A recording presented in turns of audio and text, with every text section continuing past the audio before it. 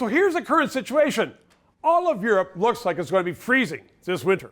They simply do not have enough energy.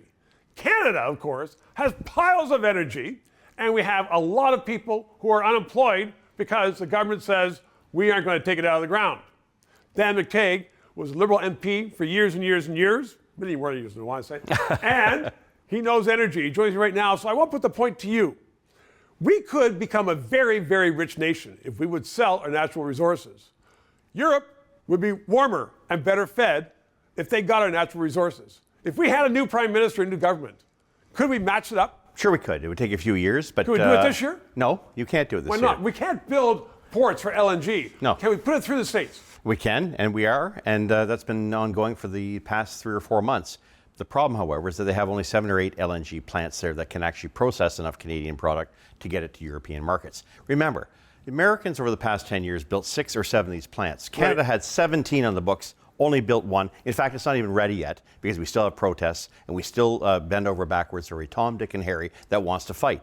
The reality is that Canada needs to have an expression, a clear expression to everyone that if you're going to block a pipeline in this country, you go to jail. It's as simple as that. There is an international, there is a domestic, and there's a security reason as to why we need to build these things. Anybody who stands in that way, stand aside. But a lot of those protesters are paid by American sources, and they know the Canadian government is going to protect them. So if we had a new government that said, we are not only going to make ourselves rich, we're going to help the world. You're saying it couldn't be done this year. Could it be done next year? That Sure. we could get our whole industry going.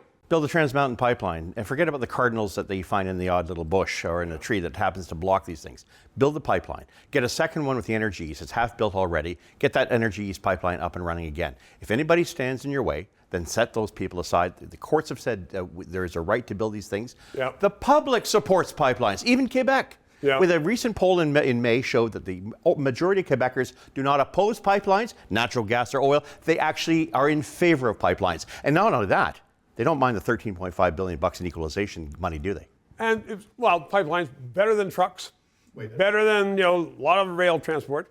But I mean, it just is. We have a government that says we don't want to use it. We have a psychological impediment in this country that says emissions. We say that we can't touch these things, we can't build these things, we can't go near these things. We have the 3rd largest provable reserves in the world when it comes to oil. That's 5 ranks higher than Russia, which is holding the world at bay. We have 200 years of natural gas supply that if no one else supplied it, Canada could. What's wrong with this country? Are we that deficient? Are we that backwards in our thinking that we don't recognize there's an international global security as a result of Canada's unwillingness to stand up to the plate? People listening to you aren't backwards. The other ones should. 3 minutes, thanks, Matt.